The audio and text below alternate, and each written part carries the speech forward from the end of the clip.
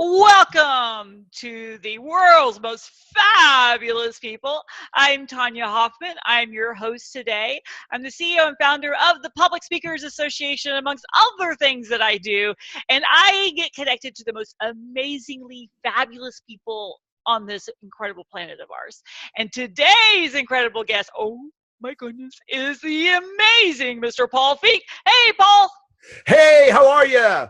Welcome, welcome, welcome. It is a pleasure being here with you, Tonya, and with everybody else that's watching this. It is just amazing to be here, and it is my pleasure to be connected to you. Don't make a mistake about it. Nice. So tell me, how fabulous is it to be that fabulous? Really tell people about how incredible you are. It really is amazing. And people say, oh, how did this happen? And all the life that I have now is a life that I never would have dreamed of having. I get to travel at whim all around the world, do what I want, when I want, where I want, with who I want. I am an entrepreneur. I've been an entrepreneur for over 30 years. However, I finally got it right over the last 10 and really dialed it in so that I can really do what I want. And I coach and train people, which is my absolute passion. Coach and train entrepreneurs on how to build up their business, build up their life, and really create the life of their dreams. And that sounds a little cliche. However, we really create it and we accomplish that. For me, I've got a wonderful relationship with my wife of 30 years now.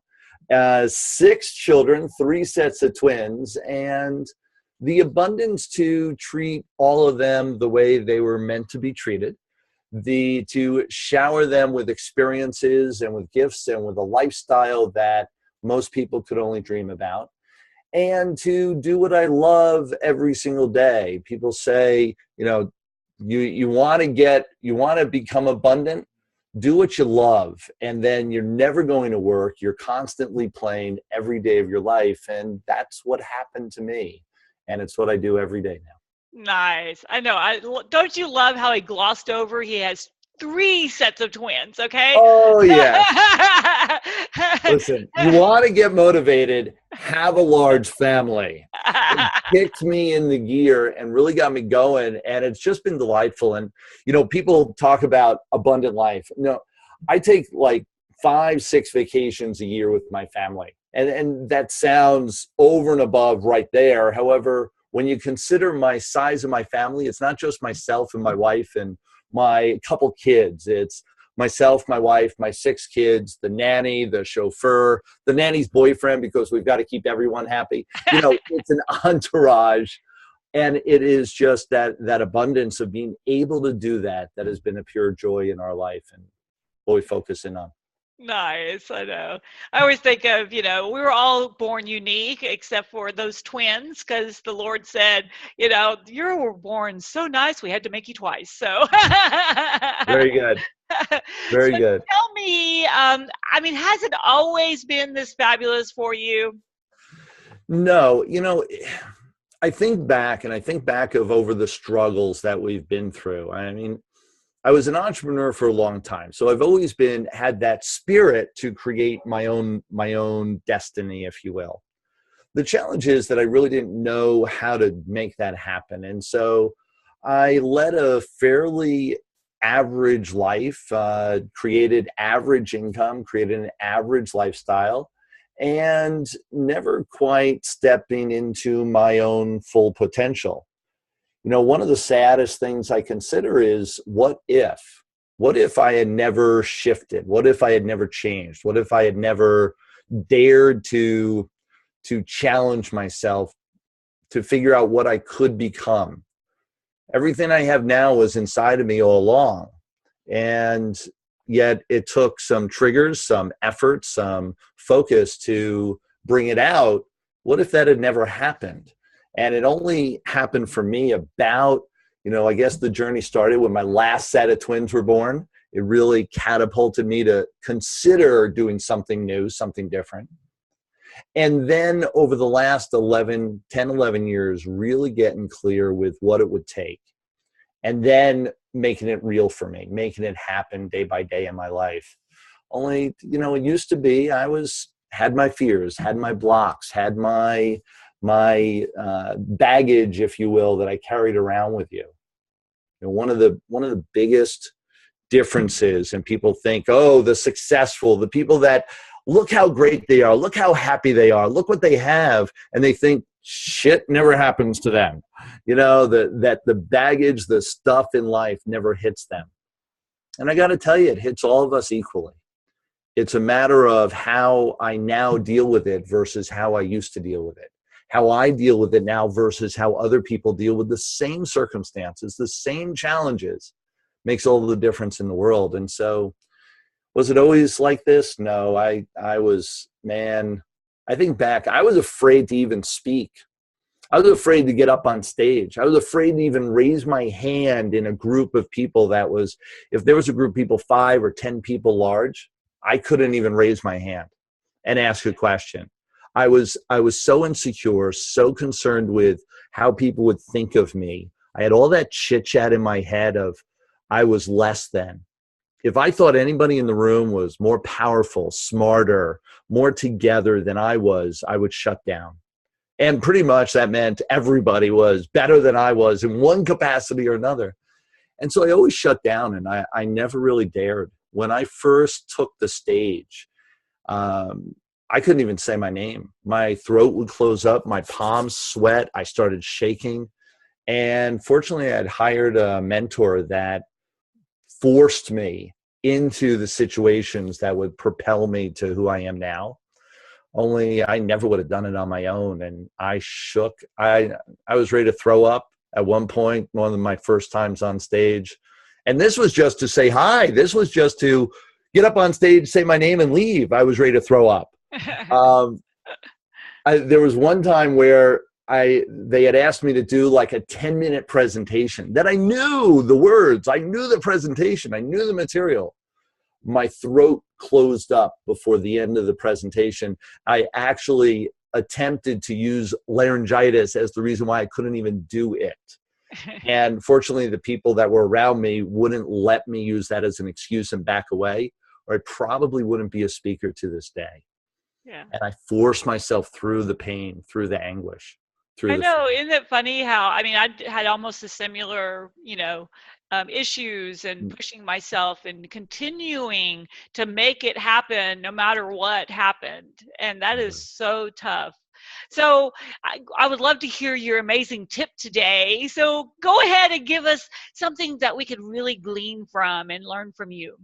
We've got a couple tips, and I've got actually, for those of you that want to follow along or want to grab hold of some additional information afterwards, go ahead and grab hold of this. It's at themaverickdifference.com, themaverickdifference.com. And I go into the 5 steps to double your business. One of the things that I do is I help increase your business, increase your livelihood, increase your abundance in your life.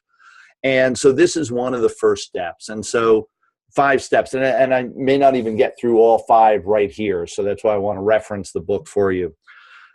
Number 1 is absolutely know, as an entrepreneur, it doesn't matter what business you're in. One of the key components is know your customer. Know who they are. Be able to describe them. And when I say who they are, I mean identify a singular person that personifies everything that is the person that you want to sell to. Your absolute perfect clientele.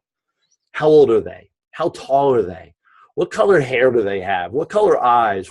What's their social economic status? Where do they live in the world? All these components you want to know to as much detail as possible. Get really specific. We call this your avatar. And when you know who you're talking to, you can market to them, you can sell to them. You're able to write what we call copy and write really good dialogue when you're emailing them, when you're describing, what you do for them. You're really able to talk to them specifically because you now know who they are. And you're talking to a person rather than to this vague notion of a group of people. So absolutely dial in your avatar. Who are you selling to? Who are you speaking to? Tip number 2 then is, once you know who they are, you want to be able to tell them who you are. Be able to describe exactly who you are as a person, as a business person, as well as a real person. And that's so key. People buy from people.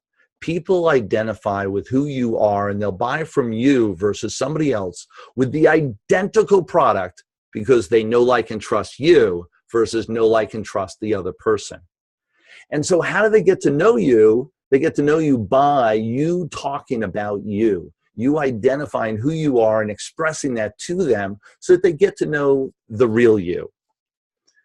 In addition to that, you then want to talk about who your company is and who your product is, and you want to do that in that order. You don't want to be talking about your product or company. They really don't care until they get to know who you are. So when you're presenting, and I know so many, I used to train specifically for just salespeople, sales organizations in multiple different industries, and we'd identify with the salesperson. I'd go on sales calls with them, and the first thing they do is they go right for product, right for price. They would start talking about, well, we can give you a discount on this. We can give you the best product, the lowest price. And the people didn't even know who they were or what their company was all about. They went right for product and price, and then they wondered why every sale ended up being about price. It's because that's what they led with. Lead with who you are. Lead with helping them identify you as a person. The rest of that is secondary. There's a huge group of the population that will buy only from the people that they like and nobody else. Realize that, acknowledge that, and then get connected with those people specifically. So absolutely know who you're talking to, who you're selling to, and then be able to communicate to them who you are and who your company is, and then what your product is. And next is, and this is really key, is there's this principle called the 80-20 rule. You might have heard of it. What that means is, and the way it's applied to all different components in our world. 80-20 means that in business, 80% of your clients will cause 20% of your heartache, and 20% of your clients will bring in 80% of your income. So what does that mean? It means the top 20% you want to focus in on because that's where all your money is coming from. The bottom 20% you want to focus in on so that you know who to dump, who to get rid of, because those are the people creating the majority of your headaches. When you analyze your client base, and you should do this every year max or minimum, every quarter, and I would recommend every single month, go through your whole database. Figure out where the money's coming from. Focus in on your top 20%. Eliminate your bottom 20%. Literally fire them from doing business with you. Move them forward to a competitor. Move them somewhere else. You will be so much better off. And with the extra time that you're not spending with the bottom 20%, focus in on taking that second 20%. So you have your first 20%, then your second 20%. Your second 20%, moving them to be top 20% producers for you. You want to shift your B clients to be A clients. And that's where you should be spending the majority of your time in creating the magnitude for your business. Just applying these 3 steps, these 3 top steps I just laid out, just applying those, you could do quantum leaps in your business over the next 12 months by doing this consistently and doing it every single month for the rest of your business career. And I've effectively taken those principles, and I've got several more in the book that I laid out. Go to the URL, themaverickdifference.com, and go grab hold of the rest of it and all the details. Only putting forth those principles in doubling and tripling and quadrupling my results every single year. So what I now do for my clients is I promise them, and one of the things that I work with them on and focus in on, come hang out with me, come train with me when you want to double your business. You want an incremental increase, you want to increase 5-10% next year, I'm probably not your guy, because I'm going to move you to a whole nother stratosphere that may not be comfortable for you. Come hang out with me when you want to really make quantum leaps, when you want to double your business. Come hang out, come pay attention to what I train on, and apply these few techniques into your life right away. Awesome. So I know that if you're like me, you've had something kind of crazy happen or an embarrassing moment or something but you learned something from it. Do you have something to share with us? Well, I'll tell you, when you first asked that, and especially in the journey that I've been on, I'll go back in time to the beginning of this journey. So now I am an international speaker, and everyone's like, wow, isn't that great? And I've spoken, I was just in Ireland last week. I'm going out to Vegas next week. I speak all across the United States, Canada, UK, South Africa, spoken in 8 different countries now, 3 different continents. So mega speaking career. When I first hit the stage, I already mentioned I was scared to death, which is just proof anybody can do this. And 2 is, I remember my first major speaking gig. Man, was I excited. I had a gig. Now, I live in the Northeast, and I had my first major speaking gig where I was selling my stuff. I had just created a new little package, and I was going to sell it out in what they call multi-speaker event out in LA. So this was just major. And the promoter said they were going to have 1,000 people in the audience. So imagine, I'm all excited, my first speaking gig, and I got booked for 1,000-person audience. I was just so thrilled. So I was paying my own way, paying for my flight across the country, paying for my hotel. And yet, man, 1,000 people, I had this product I was going to sell for whatever it was, a few $100. And man, this was going to be so easy. I was going to make some money, and it was going to be great. About a month before the event, they started hedging their bet. Well, maybe not 1,000. We've had some challenge with the promotion. Maybe it's going to be 700 people. I was like, listen, I haven't spoken to anybody. And so 700 people is just off the charts. Then it was 3 weeks in, and now they're saying, well, maybe 500. Now 2 weeks in, they're like, well, 400, 350, no problem. Now, all the time I'm like, well, shoot, that's not what I signed up for. However, 300 people is still 300 people. Right. So well worth flying all across the country for. Okay. I get there the day of the event, and I'm supposed to be one of the first speakers. So I get there in the morning. The event's supposed to start at 9 o'clock. I get there at 8 o'clock. There's a 1,000-room auditorium that this is in with a 10-foot sound stage. Like, this is one of those built-in stages for like rock bands. You know, the 10-foot stage in an auditorium. So they have everything set up on stage for you to speak up there. The audience just filled with seats for about, I think they had it set for 800 people in the auditorium. I was like, yeah, look at this. It's amazing. At 8:30, there was nobody in the room. All right, so it's LA. Maybe people are coming in late. By 8:45, there was nobody in the room. By 8:55, there was nobody in the room. About 9 o'clock, 9:05, one person showed up. One person! There was supposed to be 1,000 people a month earlier. One person. So we delayed, figured, and people are just pacing around. I mean, imagine, we even had booths, like sponsors. Yeah. And so they had booths there. They must have had about 20 booths there. All of them were set up, ready to go, and they had one person in the room, then 2, then 4, 5. By about 10 o'clock, we decided, all right, we've got to start at 10. We had 8 people in the room. 8 people. We brought the little, I was supposed to do a presentation on the big sound stage with a PowerPoint.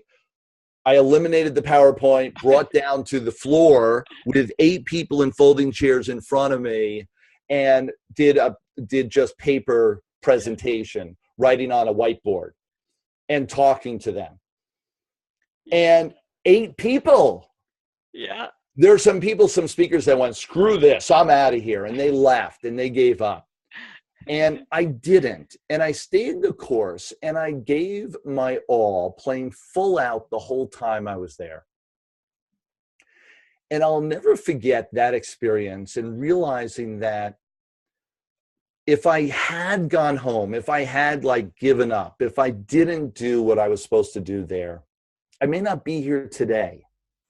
And there have been multiple times. Was that the only time I spoke to a disappointing number of people in the room?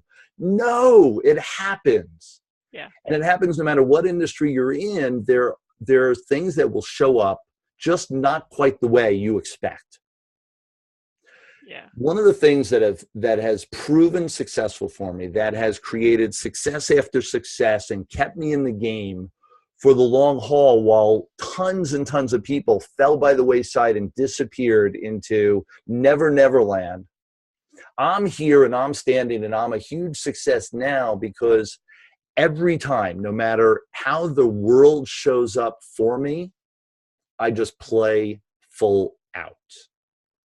I've seen people over the years that didn't, and they'll walk into a room that, let's say it's 20, 30 people, 40 people, but they expected 150. And they get up there and they get pissed off, they get annoyed, and they start taking it out on the people that are there in front of them. I'm like, they're the good ones. They're the ones that showed up. Why would you take it out on them? Right. Since that day, I've had presentations where I had one 3-day boot camp, not just a 90-minute presentation. I had one 3-day boot camp. There were 3 people in the room. 3! Nice. However, with 3 people, I created $10,000 in sales and was able to move on and create some profits for myself and some real magnitude for the people that were there, because I kept my head about myself and I stayed in the game. I didn't let what my expectations were taint how I showed up. One of the biggest lessons I can give you, one of the best lessons I can tell you, especially you're new in business and just getting going and you're looking at some of your results and getting discouraged, man, stay the course, play full out, show up the best person you could possibly be every single moment, and things will happen for you no matter what. I love that. I think that's happened to every speaker out there, and it's always how you react to it. You know, that people remember, keep the ego in. Yes. Yeah, exactly. Exactly. Because even Oprah told me, she's like, yeah, there's been times that only one person would show up, but she kept playing it out. Tony Robbins, Zig Ziglar, we all start with 1, and then you multiply it to 2, right? Right. It's just the way it happens. Here's and the follow-up to that, I just had a testimonial from a client, one of my top clients recently, that said, I had shown up at a presentation in a snowstorm and presented full out to 8 people. It was at that time too, it was a small networking club that I had driven to, and showed up even through a snowstorm. And they said, that showed me who you were and your true character. Yeah. That was over 6 years ago. And that person has continued to be a high-level coaching student with me for the last 6 years. Powerhouse. Love it. That's what makes the difference in success and failure. It's those moments in time. Pay attention. Love it. Love it. So tell us, are you giving us something fabulous today? Well, besides your incredible offer to go get the rest of the book and everything, is there something else you'd like to give us as well? Or just more of that? Well, you can go. Perfect. You can go to that, and absolutely the maverickdifference.com. That will set the pace, because with that, you're going to be able to go and connect with me in a deeper way. I've got so many different ways to engage with my audience and engage with each one of you, that go there and you'll get a feel for who I am. One of the biggest things that I know is the The more we spend together, the more you'll get to know who I really am. And then we can really get busy and create a new life. Until we get to know one another, it really doesn't, nothing really works. Nothing really gets done. Come hang out. I've got 3-day boot camps all around the country. You'll get information on that when you go into themaverickdifference.com. I highly recommend do whatever you can to get there, because that's where you really get to know me. It's only me on stage usually. We spend the time together, and when you do that, everything else changes.